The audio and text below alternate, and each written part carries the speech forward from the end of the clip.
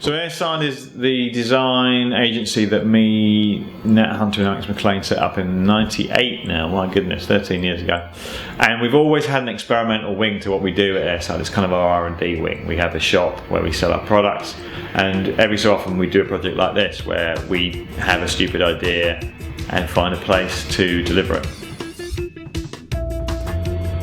We already had an idea, and the idea came from the pictures that we had commissioned for PR use, and there was a very clear brief for those because the whole Flashman name and the whole kind of reference is so swashbuckling direction. So rather than do anything straight, we thought we'd do pictures of me and Robin in adventurous situations.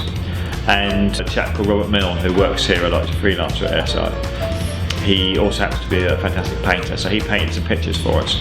And then to kind of finish them off, we put them in frames.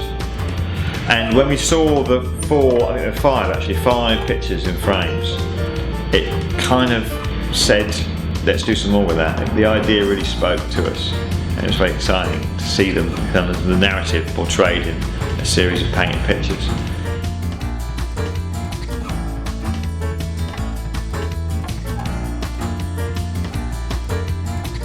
It's interesting, all the big videos we've done, like the Nice Weather for Ducks video and a lot of the more commercial we've done, it nearly always is a live action element in there. This one is much more so. This is almost like the live action, it's the main event. And it's just lovely going into that world, and Tim Brecknell was such a great partner to go into it with. I mean, he really knew what he was doing back to front. It was very professional, the set was deeply professional, and I saw layers of detail that are required to run a set like that. I mean, they're all straight off the movie industry, they're all straight out of feature films. So they know exactly what's important and what's not. So we had this idea that we do a video as a series of still images, not literally still, but kind of held images, sort of tableaus, I think the technical term is.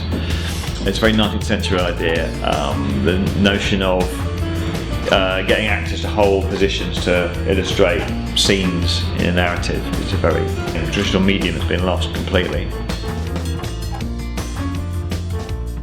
And the overarching narrative arc would be that you're in a gallery and there's a whole wall of pictures, and these pictures tell a story and somehow come to life.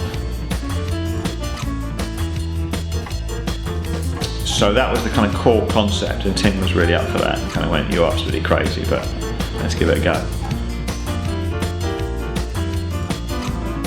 So it was a real kind of experiment.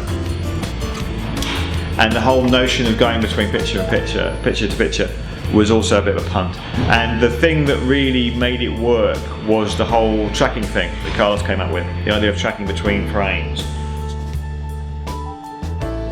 And then a lot of post, a hell of a lot of post. So yeah, it was very meticulously storyboarded. Jamie upstairs went through about 8 different versions of the animatic to make sure that the whole thing actually slotted together and the tracking shots would all match up to go the right way through the film, and various scenery could get moved in at the right time, and so on and so forth. So it was all kind of hyper planned, or 90% of it was anyway, and the last 10% was ad-libbed on the day.